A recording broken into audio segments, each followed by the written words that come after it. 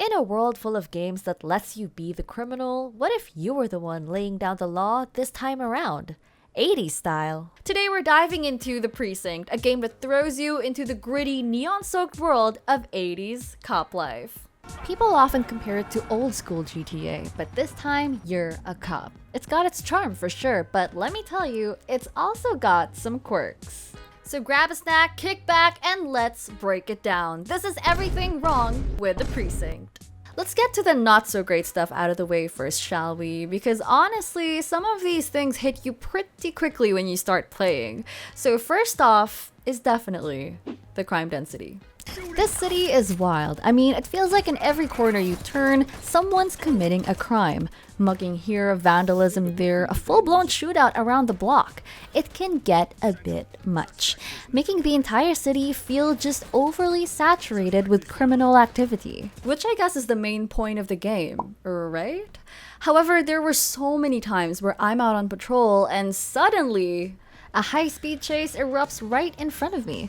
I rush into the chase only to spot someone being mugged on a nearby corner, or a vendor hawking counterfeit goods just a block away. It's overwhelming. The chaos pulls you in a dozen directions all at once. The amount of chaos that ensues is a bit much, and in the end, you start to prioritize which case to work on and which ones to let go and maybe turn a blind eye to. And I mean, worst case scenario, you let one criminal go just to pursue another chase. Like, come on, can an officer go on patrol for 5 minutes without a call?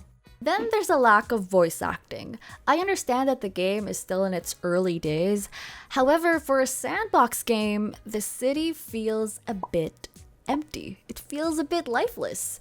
Every time I'm out on patrol, every encounter that I have feels like I'm talking to a mime. NPCs are just silent.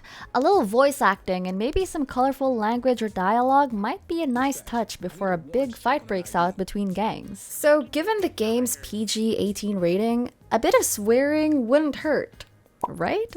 And I'd say for a crime-infested Averno City, it would bring the world so much life during patrols or even just random encounters.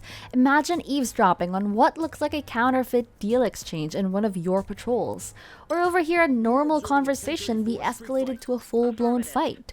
I think that's what I found lacking in the overall world interaction, where NPCs really are just treated as potential suspects rather than real citizens of Averno City.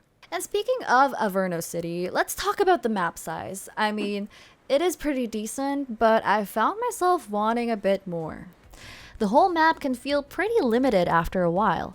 Once you keep repeating the same patrol areas from Chinatown, Springwood, Little Italy, or West Averno, it all starts to look and feel repetitive. And before you know it, you're itching to expand beyond Averno City. Maybe it's time to set up shop in a new precinct. A fresh DLC or update, perhaps? Now, aside from exploring the entire map in your first 6 to 8 hour playthrough, I mean, I could be the only one that's struggling with the wobbly driving experience feature. It can be such a headache. It's surprisingly difficult to maneuver, and small bumps can lead to surprisingly significant momentum-killing crashes during what should be an epic chase. It just breaks the flow. You can be bumper to bumper with the crook you're chasing, and then one wrong move, you're far behind. Plus, maybe hit a civilian casualty on the side. Yikes. Maybe some improvements on both on-foot and in-car patrols could help solve this small yet tilting issue. Or maybe it's a skill issue, and that's on me. While you can go and be Averno City's knight and savior, the game still has a main story to follow. Well, the story itself is okay. It's really not the game's strongest suit for sure. It's a bit short, predictable, and honestly, the cutscenes aren't exactly impactful. Well, at the end of the day, you're playing for the sandbox and not a narrative masterpiece. And finally, some features that just feel like they should be there. At the very start, I understand that the game's formula is slightly similar to GTA, where it has a story and a main character, but it would be nice if we had the option to customize our character once we finish the story. Like a feature we can unlock after completing the main quest. Imagine being able to customize the main character and their partner in patrol, because Honestly, a part of me really wants to bring Brooklyn Nine-Nine characters to life. Like, if it was possible. I mean, hello, Rosa Diaz, Jake Peralta, it's such a no-brainer for this game. And aside from that, I wish they could add the ability for us to call other emergency services. Maybe an ambulance or a coroner or even a tow truck. It's those simple changes that add more depth and immersion while you're on the job. And last quick note, one underutilized feature in this game is the subway. It's incredibly underused since nothing is going on in it, and I'd like to see more thrilling subway-only encounters and buzzing action down there. Alright, stop complaining. I mean, despite all of those gripes, I have to admit that I find it incredibly difficult to put this game down. I found myself logging in and spending long hours solving crimes and keeping the city safe. It really is that kind of game. It's powered by a dynamic crime system with tons of bite-sized missions, so it's super hard to put down. Each patrol feels fresh, despite things getting a bit repetitive towards the end. You can still appreciate the tight, detailed design that almost seems like a love letter to old-school cop movies. So really, there are some solid reasons why I love the Precinct. I mean, it's not entirely bad. Not by a long shot.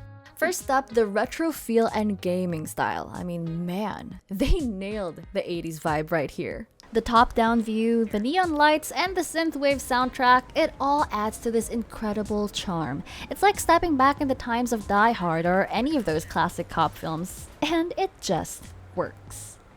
Then there's the open world sandbox nature, where for me is where the game shines the most. Encounters are so random, and crime can happen when you least expect it. It's just so chaotic and it's so fun. Well, there was one time I accidentally turned on my police lights on the road, and all of a sudden the car in front of me started rushing, which led me to chase it. Turns out they had counterfeit products in the back of their trunk. You never really know what to expect in every corner. One minute you're writing a parking ticket, then the next you're in a full-blown high-speed chase with sirens blaring and bullets flying. It keeps you on your toes and makes every shift feel unique. And because of that, it's incredibly immersive. Despite its flaws, the Precinct can genuinely suck you in. The police work feels surprisingly detailed and realistic for an indie game. And that dynamic crime system really just keeps you guessing. And honestly, because of its sandbox nature, you can play hours on end. There's always something to do. Whether it's chasing down criminals, meticulously collecting evidence, or just cruising around Averno City, the game makes it incredibly easy to just lose yourself in the daily grind of a beat cop. It's pure and chill sandbox fun. So, is the Precinct perfect? No, definitely not.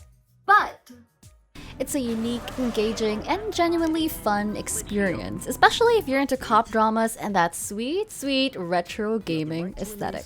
Well, if you're able to overlook a few imperfections and lean more into the chaos of what it feels like to be a cop patrolling the chaotic streets of Averno City, well then you're bound to have a pretty wild and bumpy ride. Dispatch, we need backup here.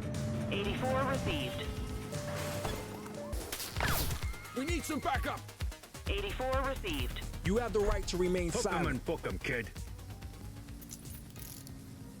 So, what do you guys think? Have you played the Precinct? Let us know in the comments down below. If you guys enjoyed this video, hit that like and subscribe button for more videos such as this one. It's been me, Elaine, and I'll see you guys in the next one. Bye!